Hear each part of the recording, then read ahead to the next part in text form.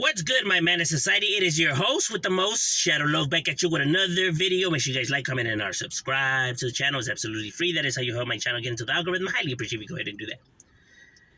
Now, Merry Christmas. Well, happy, Christmas Eve for those who celebrate Christmas.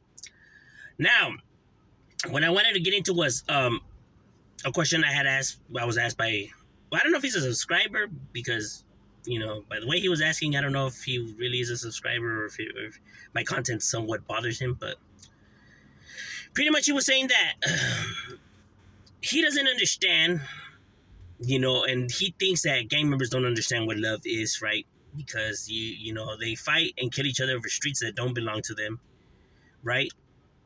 And he says that, he doesn't understand how something that brings so much violence, people could be, how could I say, like people could love that, right? Or this obsession with this neighborhood, that's, violence and, negativity and stuff like that instead of focusing on family, he doesn't understand that. And it's hard for regular people to understand that when they never walked in their shoes, right? So, of course, it's going to be hard for them to grasp how these individuals feel because real feelings go into this, you know what I mean? I've said it many times. When you diss their neighborhoods, it's like you're insulting their mother. They're actually really getting mad. They're not pretending they're getting mad. They're, really actually getting mad. So these emotions are actually real, right? And they channel real emotions into this, right? Like they really have a love for their areas. And it's actually not as strange and uncommon like people think it is, right? Because a lot of people who come from troubled backgrounds or neglection and stuff like that, right, drown themselves into something, right?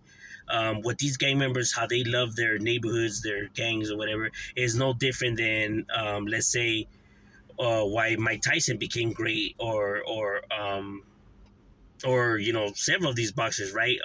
Like George Foreman. Another one, right? They grew up without fathers, grew up in a bad area, and they felt like they had nobody, and then they found this coach, right, who started training them because was a boxing coach, and then now they put all their emotions into the sport of boxing, right? Into boxing, and becoming the great athletes that they were, right? The great boxers that they are.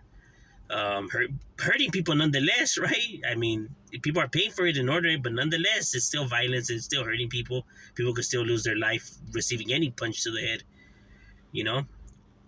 with that amount of force. So, people don't say nothing about it there, right? Like they don't see the taboo in that, right? But it does exist, right? So, since they didn't have no role models, no father figures, nobody in their family that they felt, right, boxing was everything to them. If you watch the documentary on these individuals, when they speak about the sport, boxing was everything to them. It was even hard for them to leave it, right? It meant everything to them, they would defend the sport of boxing when people, were I guess protesting against it, right? So they loved the sport of boxing. Boxing was, like they say it themselves, boxing meant everything to them. And of course it would, because in a chaotic time, when they were young, right, in the most difficult time in their lives, where they felt like they had nobody, they channeled all their emotions, as young youths tend to look for something to channel all their emotions into. And when they don't have nobody there, they channel it into the next best thing, which was here, boxing. And their coaches. Same with Michael Jordan. He was raised without, his father had a father and a mother, right? But his father had some addictions and problems, right? So he really wasn't there for Michael. You know what I mean? And same with Kobe, right? Kobe had his parents, but obviously people know that Kobe Bryant's relationship with his parents wasn't all that great. I mean, they weren't even on talking terms before he was passing, right? Like, even when he gave his farewell tour and his final speech and whatever, his parents were not in attendance because he chose to want it like that, right? And, they had their drama, right? Him and his parents, right? So, obviously, Kobe Bryant's relationship with his parents was rocky always, right? So, he channeled all his emotions into the sport of basketball, same as Michael Jordan, right? This was their surrogate parent, right? This was where they channeled all their emotions, at that time period. This was where they channeled all their emotions. His dad was a basketball player. His dad was always out. His dad wasn't there, right? So, he channeled his emotions into the sport. And you know the reason why they were how can I say, what are they, gym rats, right? Gym rats, right? Where they were always in the gym working on their game. And same with Mike Tyson, always in the gym working on his boxing and everything. That's where they wanted to spend all their time, and the only thing they wanted to spend time doing, and the only place they wanted to be in, right? The place that made them feel secure and safe and at home and at peace. Same with gang members. That's why they always want to be in their neighborhoods and always want to go to their hoods, and everything that they do is for their neighborhoods. It's the same concept, right? The same exact same thing, right? It's just that it's different things, right? And how people view the things, right? Because obviously one is bad and one is actually, a sport, right? But we're talking about the overall in general, why they drowned it themselves to be, into this, right? It's not a physical person, right? Um, but that's where they channeled all their emotions into, right? Because obviously they didn't have no parents, right? Like there's NBA athletes who had their parents and everything, had a good relationship with them, but they didn't end up becoming greats like, Michael Jordan or Kobe or Mike Tyson or George Foreman, right? That's because these people had parents and everything like that. So they had these individuals knew where to channel their emotions into, right? Um, so they had a love for basketball, but just not to the level that these individuals had it.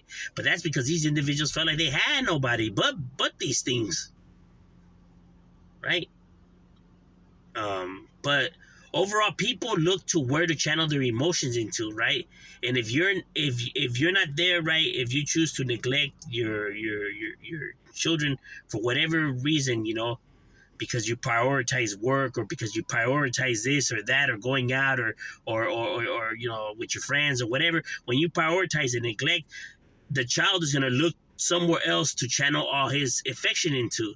And if you're not there, he's going to go look for it somewhere else, bro, and channel it somewhere else. And once they channel it somewhere else, it's going to be difficult for you now to bring him back. It's going to be a very difficult challenge. So just have your priorities in the right place, bro. Fame and fortune is not everything, right? Being there for your kids, being a parent is everything. It is very important. Um, even if we're talking about success and stuff like that, right? Just always make time to spend with your kid, right? And always make time that, he's good, and that you guys have a, communication amongst each other. Because that goes a long way. It's very important. I know people like to, that's so stupid, I have a few words, but communication is everything in this world. I'm saying, Shadow, we up.